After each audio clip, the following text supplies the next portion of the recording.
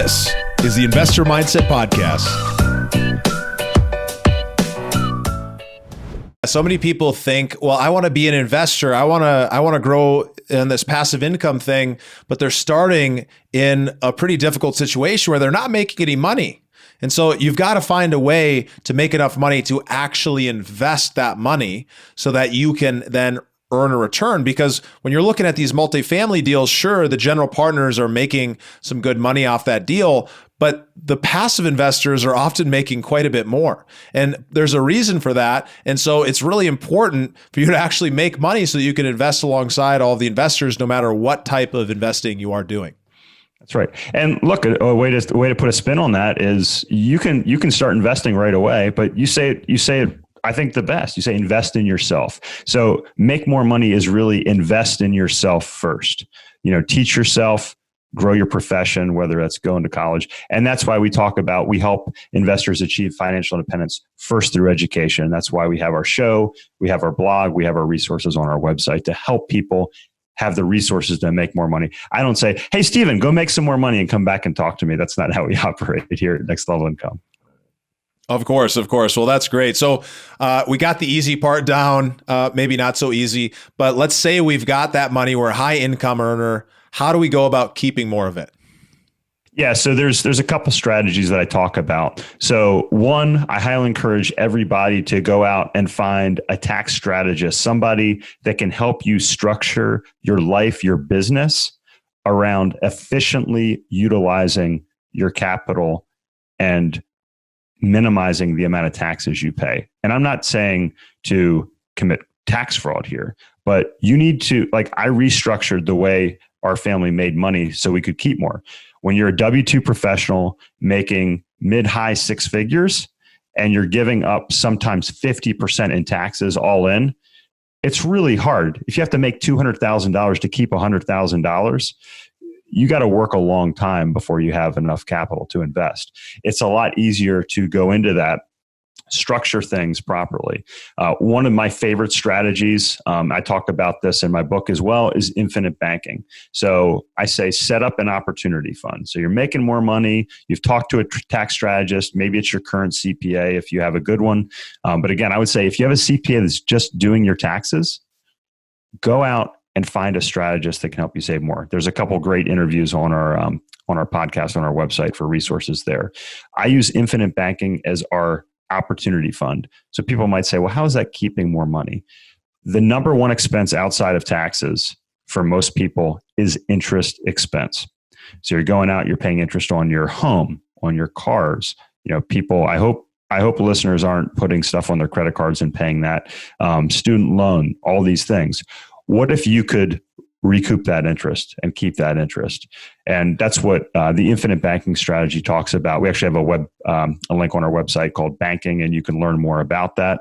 But those are the two things: tax strategy and properly structured. And what we use is high cash value life insurance to avoid that interest paying. Yeah. And as a real estate investor, I'll just tell you guys that when I heard about infinite banking, it kind of melted my brain a little bit because there's so many things and they really require you to learn a lot before you can even get into doing it, because it's kind of a complex thing. But once you learn it, once you're on the other side of just learning it, it only takes a half an hour, 2 hours reading a book or getting a good overview. It actually makes so much sense. And it gives you the ability to essentially park your money in this policy and then use it to loan to yourself or use it to invest into deals while still earning a return from both directions. So it's a really, really strong strategy. But let's go back to this tax strategist. How does somebody go about finding somebody that is going to help set them up to be, in a tax benefited situation?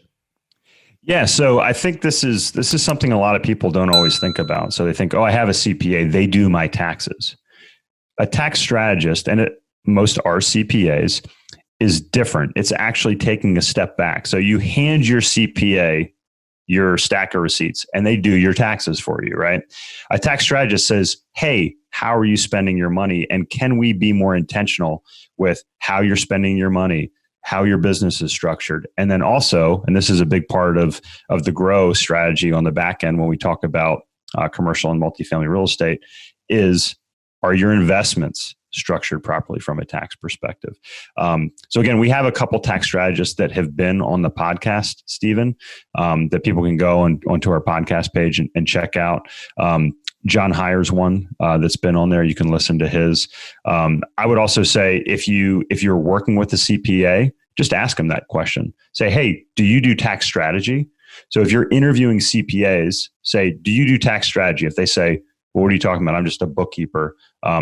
Ask around, ask your friends, your trusted business partners and people you respect. They'll have a CPA most likely that sets up tax strategy. So of course, you're not a CPA. I'm not a CPA. We can't give you guys advice, but let's give some examples of what some of the strategies have resulted in for folks that you've worked with. I know I've got a whole list of them. I'd love to hear what are some of those tax advantages that people end up getting by investing in multifamily or in real estate in general. Yeah, well, I mean, take it a step back. So if you're a business owner that owns a piece of real estate, you should talk to your accountant or your tax strategist about optimizing the structure if you're paying yourself rent. And if you're not, if you're giving yourself free rent, then that actually may be a financial negative. You might be thinking, well, I'm not paying rent to myself. That actually may be costing you money in the long run. So that's one example, kind of a very simple example. When we talk about multifamily, so this was one of the light bulbs that went off for me. So we both own single family properties. So you have a single family property, you're getting some tax benefits because you're taking the depreciation. Well, my wife and I get married, we phase out of the tax benefits. So I'm not sure of the exact amount right now, but it was about $150,000. You can't apply depreciation on your rental property to your individual income. You'll lose that benefit. So I just gave it up. I thought that's what you had to do. But I went from paying a 10% tax rate as a single individual to 20% on twice the income when I got married. That stung because that was money I wasn't saving. What I found out about multifamily was that you retain the tax benefits, even if you're a high income earner. So not only is it passive, not only does it well-structured deals have cash flow and the potential for appreciation, but you may not have to pay taxes while you own that property. And then the other really powerful thing on the back end is what's called a 1031 exchange that we've exercised, personally also as investors. And what a 1031 exchange is that you can take the growth of your money from one investment and roll it tax-free into another investment. Now, if anybody hasn't heard this and is saying that's too good to be true, think about it. The government wrote the tax code to encourage activities that help benefit the country and the growth of the country. So if you have a $100,000 investment that turned into $150,000, they want you to take your $150,000 and reinvest it and continue to grow that.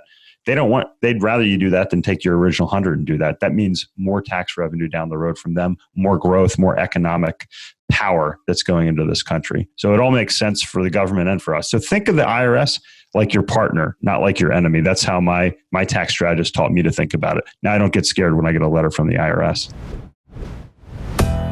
Thank you for listening to the Investor Mindset Podcast. If you like what you heard, make sure to rate, review, subscribe, and share it with a friend. Head over to theinvestormindset.com to join the Insider Club, where we share tools and strategies from the top investors and entrepreneurs on how to take it to the next level.